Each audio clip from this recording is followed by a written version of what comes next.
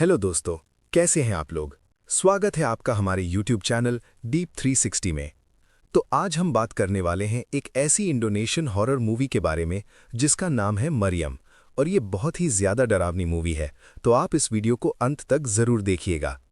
Film की starting में हमें एक औरत दिखाई जाती है जिसका नाम यनी होता है और वो जल्द ही डिलीवरी देने वाली होती है। और कुछ देर बाद उसकी डिलीवरी होती है और उसकी बेटी पैदा होती है और उस बेटी का नाम वो मरियम रखती है। लेकिन मरियम के जन्म से पहले ही एक जिन उस पर नज़र बनाए हुए था। उसके बाद हमें मरियम की आवाज़ सुनाई जाती है जो कि अपनी ज़िंदगी की कहानी सुनाती है और वो बताती है कि वो हमेशा से एक जिन के साथ रह रही है जो कि उससे कहता है कि वो उससे प्यार करता है। और मरियम उस जिन का नाम लेने की हिम्मत नहीं करती क्योंकि वो हमेशा उसके पीछे ही खड़ा होता है। उसके बाद सीन कट होता है जहाँ पे हमें मरियम के बचपन का POV दिखाया जाता है और उसके दोस्त उसे दूर से देख रहे होते हैं और मरियम वहाँ पर उस जिन के साथ बातचीत कर रही होती है जो कि हमेशा उसके साथ ही रहता था। उसके दोस्त मरियम का मजाक उड़ाने लगते हैं और वो कहते हैं कि वो खुद से ही बातें करती है। लेकिन मरियम बहुत ज़्यादा कन्फ्यूज्ड होती है क्योंकि उसके लिए वो जो शैतान था वो बहुत ही अच्छा दोस्त होता है और वो उसे हमेशा आइसक्रीम खरीदने के लिए पैसे भी दिया करता था।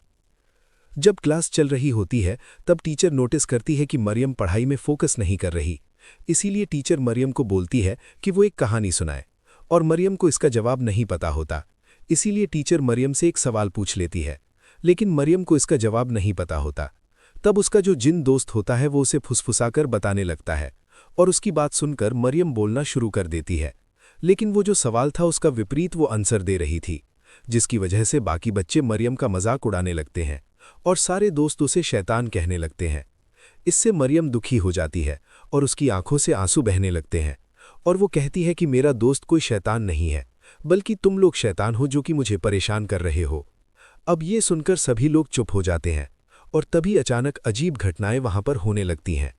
एक बच्चा अपनी उंगली पेंसिल शार्पनर में घुसा लेता है और इसके बाद एक और बच्चा पोजेशन में चला जाता है और वो अपनी आंखों में पेन घुसा लेता है। तीसरा बच्चा अपना सर एक कील पर मार देता है और क्लासरूम का माहौल बहुत ही ज्यादा भयानक हो जाता है। अब इस सिचुएशन को देखकर कियाई रहमत आगे आता है और वो मरियम का एग्जॉर्सिज्म करता है। शुरू में मरियम को कुछ खास महसूस नहीं होता, लेकिन जैसे ही कुरान की आयतें पढ़ी जाती हैं मरियम के अंदर मौजूद जो जिन होता है वो हंसने लगता है और वो कियाई से कहता है कि मुझे तुम चैलेंज मत करो। अब वो उनका ध्यान भटकाने के लिए होली वाटर नीचे गिरा देता है।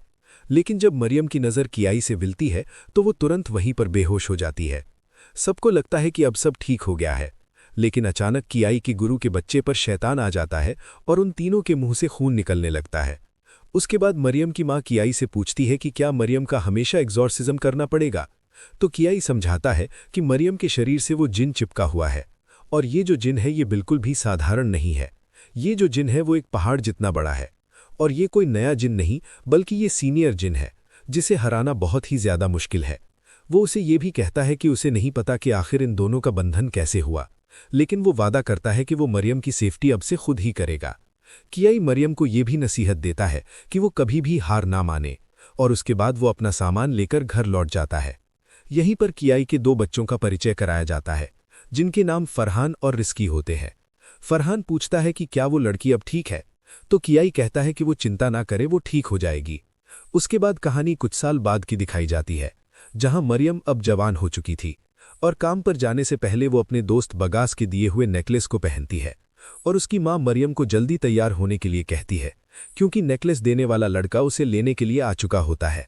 बगास मरियम को देख के उसकी तारीफ करता है और कहता है कि वो नेकलेस पहन के वो बहुत ज्यादा खूबसूरत लग रही है। अब रास्ते में मरियम एक ऐसे शख्स को देखती है जिसने हैट पहनी हुई थी और वो उसे काफी ज्यादा अजीब लगता है। कुछ देर आगे चलने पर उनके सामने कुछ बैम्बू गिर जाते हैं और वो बगास तुरंत अपनी बाइक रोकता है और उसे हटाने लगता है। यहीं पर मरियम फिर से उस आदमी को देखती है जो कि उसे लगातार घुरे जा रहा था। अब कुछ देर बाद वो सूखी मछली की एक फैक्ट्री में पहुंच जाते हैं और यहां आदि बगास को चेतावनी देता है कि मरियम के वो ज्यादा पास ना रहे क्योंकि कहीं उसके सर में भी स्कूल के टाइम जैसा छेद ना हो जाए, क्योंकि उसकी वजह से कई सारे बच्चे वहां पर इंजर्ड हो गए थे। अब काम शुरू होते ही मरियम ही लोगों के बातचीत का टॉपिक बन जाती है और यहाँ दो और काम करने वाली लड़कियों को इंट्रोड्यूस किया जाता है जिनका नाम सिटी और सूसी होता है। वो दोनों सोचती हैं कि मरियम और बगास का अफेयर चल रहा है और वो उससे पूछती हैं कि अगर ऐसा है तो उसका जो जिन दोस्त है वो गुस्सा करेगा। थोड़ी देर बाद बगास वहां पर आता है और बताता है कि उनके मालिक ने मछली का जो स्टॉक है उसे बढ़ाने को कहा है और मरियम और सूसी को अपने साथ चलने के लिए कहता है वो सप्लाई करने के लिए। जब टाइम आता है तो आदि और सूसी लगातार मरियम के बारे में ही बात कर रही होती हैं और वो कहती हैं कि उसके पास शैतान है जो कि उसका दोस्त है। ये सुनकर मरियम गुस्से में आ जाती है और उसके ऊपर पोजेशन आ जाता है। इधर दूसरी तरफ सीटी देखती है कि मरियम बगास और बाकी लोगों से वो पीछे रह गई है और तभी वो लोग एक वर्कर की आवाज़ सुनते हैं और जब वहां पर जाते हैं तो उन्हें पता चलता है कि बगास, आदि और सूसी उस जिन के द्वारा पजेस कर लिए गए हैं। मरियम ये देखकर जोर से चिल्लाती है और कहती है कि ऐसा मत करो और उसकी बात मानकर वो जिन उन तीनों को छोड़ देता है। इसके बाद सीटी और सूसी बहस करने लगती हैं क्योंकि उन दोनों का कहना था कि वो उसी वक्त मरियम के साथ थीं। उसकी बकबक से परेशान होकर पाक सबको बाहर जाने के लिए कहता है और वो कहता है कि मरियम सिर्फ अंदर ही रहेगी। लेकिन बगास वहीं रुक जाता है और मरियम का साथ देता है और कहता है कि मरियम की इसमें कोई भी गलती नहीं है। उसका मालिक कहता है कि कैसे मुमकिन है कि एक ही इंसान दो जगह पर हो और ये सिर्फ तभी मुमकिन है जब इसका साथ जिन दे रहा हो। इसी वजह से वो मरियम को कुछ टाइम के लिए जॉब से बाहर कर देता है। ये सुन के बगास फिर से मरियम का सपोर्ट करता है और कहता है कि उसकी जिम्मेदारी है और शुरू से उसकी और उसे कहता है कि ये सब उसकी जिम्मेदारी है, लेकिन इस बार वो उसे छोड़ दे और अगर अगली बार ऐसा हुआ तो वो खुद रिजाइन कर देगा। ये सुनकर उनका मालिक उसे एक और मौका दे देता है। उसके बाद बगास कहता है कि वो मरियम से कभी भी नहीं डरेगा और चाहे जो भी हो मरियम का साथ हमेशा देगा। बगास फिर से मरियम को घर छोड़ता है और वो येनी को बताता है कि काम की जगह फिर से वो इंसिडेंट हुआ है। तो ये उसे कहती है कि मरियम के साथ रहना इतना आसान भी नहीं है। यहाँ मरियम जब अपने कमरे में होती है तो उसे किया की याद आती है और वो याद करती है कि उन्होंने उसे कुछ दिया था जिसकी मदद से वो उस जिन को देख सकती थी। लेकिन किया ने यह भी कहा था कि जितना हम क्यूरियस होंगे उतना ही वो जिन खुश होगा और वो जो चीज़ होती है वो कागज़ पर एक मंत्र होता है और मरियम उसे पढ़ने में हिचकिचा रही होती है, इसीलिए वो तुरंत उस कागज़ को ड्रॉअर में रख देती है। सोते वक्त अचानक वो ड्रॉअर अपने आप उछल के बाहर आ जाता है जिससे मरियम बहुत ज़्यादा घबरा जाती है और ड्रॉअर के अंदर मरियम को एक मिस्टीरियस कागज़ मिलता है। उसके बाद मरियम फिर से उसे पढ़ने की हिम्मत करती है और तभी उसे एक भयानक सा चेहरा कमरे के दरवाजे पर खड़ा हुआ नजर आता है, लेकिन वो कोई और नहीं बल्कि उसकी माँ होती है। मरियम अपनी माँ से कहती है कि वो ये दुख झेलते हुए थक गई है और अब वो एक नॉर्मल जिंदगी जीना चाहती है। तो उसकी माँ उसे कहती है कि वो बस सब्र रखे, सब कुछ ठीक हो जाएगा। अब रात के वक्त बगास फिर से मरियम को घर छोड़ता है, लेकिन घर के अंदर जाते ही वो जिन मरियम का रूप लेता है और बगास को तीखी नजरों से घूरने लगता है। अगली सुबह जब मरियम उठकर खिड़की खोलती है तो देखती है कि बगास उसकी तरफ पेशाब कर रहा है और वो आदमी पूरी तरह पागल हो चुका है। घर से बाहर निकल के मरियम देखती है कि बगास बिना झिझक के अपनी मां को चोट पहुंचा रहा है और बगास अपने सर पर दीवार पर भी मारने लगता है और अचानक से वहीं पर उसकी मौत हो जाती है। येनी और मरियम ये देखकर हैरान हो जाती हैं और उसके बाद वो उसके जनाजे में शामिल हो जाती हैं ताकि उसकी आत्मा को शांति मिल सके। लेकिन बगास की मां उन दोनों को वहां से भगा देती है और कहती है कि ये सभी मरियम की वजह से ही हुआ है। इधर किया के पास वो जिन एक बच्चे के रूप में आता है और वो कहता है कि वो बहुत ही आसानी से इंसानों को मार सकता है। किया उसे जवाब देता है कि असल में किसी का जीना या मरना वो डिसाइड नहीं कर सकता, बल्कि ये सब ऊपर वाले ने पहले से ही लिखा होता है। इधर मरियम फिर समुंदर के किनारे चली जाती है और अपनी जिंदगी खत्म करने का वो इरादा बना लेती है, क्योंकि उसके जो भी आसपास थे वो सभी लोग धीरे धीरे मर रहे थे और वो जिन उसे छोड़ने के लिए तैयार ही नहीं था। वो बगास की मौत का खुद को जिम्मेदार मानती है, लेकिन तभी वहां पर मरियम की मां आती है जो कि उसे रोक लेती है और कहती है कि वो ऐसा इरादा बिल्कुल ना करे। किया भी मरियम से कहता है कि वो खुद को दोषी ना बनाए और सबसे जरूरी बात यह है कि उसे कभी भी हार नहीं माननी है, क्योंकि अगर वो हार मान लेगी तो जिन उसे पूरी तरह अपने कब्जे में कर लेगा। इधर आधी रात को किया रिस्की को बताता है कि वो सुबह तक नमाज पढ़ने वाले हैं और वो ऊपर वाले से उनको राह दिखाने की दुआ मांगेंगे। वो अपने आदमियों को भी कह देता है कि उसे सुबह तक वो डिस्टर्ब ना करे और जब वो नमाज पढ़ रहा होता है तो कपड़े के पीछे उन्हें एक औरत का साया नजर आता है। दरअसल वो औरत कोई और नहीं बल्कि वो मरियम ही होती है जो कि उस जिन के पोजीशन में होती है और वो देखती है कि किया उसके पास ही बैठा हुआ है। किया मरियम को नसीहत देता है कि हमेशा कोशिश करती रहे और वो कभी भी हार ना माने, और ये सुनकर मरियम को लगता है कि शायद किया अब जा रहे हैं और वो कभी भी वापस नहीं आने वाले। लेकिन तभी मरियम की आंखें खुल जाती हैं और वो एक सपना होता है, लेकिन वो बहुत ही ज्यादा डरने लगती हैं क्योंकि किया जो था वो वाकई में ऊपर वाले के पास चले जाते हैं।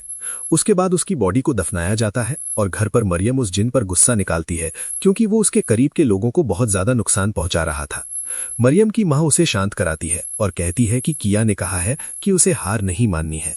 अब अचानक मरियम के कमरे से जोर से आवाज आने लगती है और वो देखती है कि उस जिन ने उसके कमरे को पूरी तरह तहस नहस कर दिया है।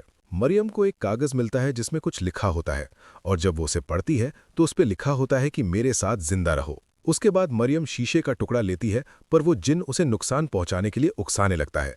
लेकिन आखिरकार मरियम होश में आ जाती है और वो काम वो नहीं करती। इसी वजह से माँ मजबूरन मरियम को बांध देती है। वो जानती थी कि अगर वो खुला घूमेगी तो वो खुद को चोट पहुंचा सकती है। अब आधी रात को वो जो जिन होता है वो अपना असली रूप दिखाता है, और अगली सुबह मरियम फिर से समुद्र पर जाकर अपने आप को ख़त्म करने की कोशिश करती है। लेकिन तभी वहां पर फरहान पहुंच जाता है, जो कि मरियम को रोक लेता है और उसके बाद उसका एग्जॉर्सिज्म करता है। होश में आने के बाद फरहान अपना परिचय मरियम को उसकी माँ से करवाता है और बताता है कि बचपन में वो मरियम से पहले मिल चुका है। अब रात को मरियम नमाज पढ़ने लगती है, लेकिन अचानक से जिन उसे खींच लेता है, जिसकी वजह से मरियम नीचे गिर जाती है। और इधर फरहान किया की कब्र पर जाता है और उससे माफ़ी मांगने लगता है, क्योंकि उनसे मिलने का मौका उसे नहीं मिल पाया था। वो वादा करता है कि किया की लड़ाई को वो आगे बढ़ाएगा और उसे उस शैतान से वो छुड़ा कर ही रहेगा। उसके बाद वो मरियम के पास वापस आता है और फरहान कहता है कि अब मरियम की जो आत्मा है वो अलग डायमेंशन में है, और वो उस जिन को डराने की कोशिश करता है, लेकिन तभी उसे पता चलता है कि ये एक बुरा सपना है। अब अगली सुबह मरियम फिर से काम पर जाती है, जैसा कि वो रोज जाती थी, और सिती और सुशी फिर से गॉसिप करने लगती हैं कि मरियम कल समुंदर पर अपनी जान देने की कोशिश कर रही थी। तभी मरियम जिन के मोड में आ जाती है और वो तुरंत सुशी को अपनी तरफ खींच लेती है, और उसके बाद वो उसे उठाकर पटक देती है। तभी फरहान वहां पर आ जाता है और उसे रोकता है, और उसके बाद वो मरियम पे फिर से एग्जॉर्सिज्म करता है। जब मरियम होश में आती है तो उसे याद नहीं रहता कि उसने सुसी के साथ क्या किया, और फरहान मरियम से कहता है कि उसे हिम्मत नहीं हारनी है।